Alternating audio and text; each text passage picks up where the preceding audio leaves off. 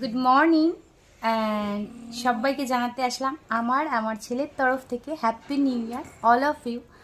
তো 2025টা তোমাদের জীবনে যেন অনেক অনেক ভালো কিছু নিয়ে আসে, যাদের যাদের মনস্কামনা আছে, যাদের যাদের উইশ আছে কিছু, যেন একটা হলেও পুরো হয় সবার।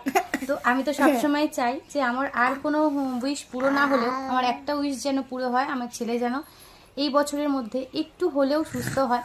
তো সেই আশা রাখছি তোমাদের কাছে। তো একটা অন্তত জিনিস যাতে আমি পজিটিভ আমার ছেলের মধ্যে দেখতে পাই। তো তোমরা আশীর্বাদ করো যাতে এই বছরটা আমার ছেলের জন্য অনেকটা ভালো নিয়ে আসে, ছেলের সাথে আমারও।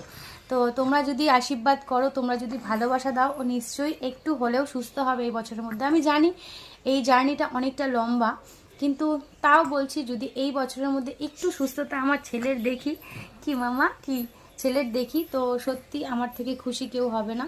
তো চলো, তোমাদের সবাইকে হ্যাপি নিউ ইয়ার জানিয়ে দিলাম আমার আর ছেলের তরফ থেকে। যেদিনকে তোমাদের সোনা বলতে শিখবে সেদিনকে নিশ্চয়ই তোমাদের নিজের মুখে বলবে হ্যাপি নিউ ইয়ার, না পাপা? হ্যাপি নিউ ইয়ার বলে দাও, বলে হ্যাপি নিউ ইয়ার আঙ্কেল আন্টিরা, দাদারা, বোনেরা, ভাইয়েরা, তাই না? তো চলো, এটুকুনি জানালাম, তোমরা একটু আশীর্বাদ করো যাতে আমার সোনা এই বছরের মধ্যে একটু হলেও সুস্থ হয়।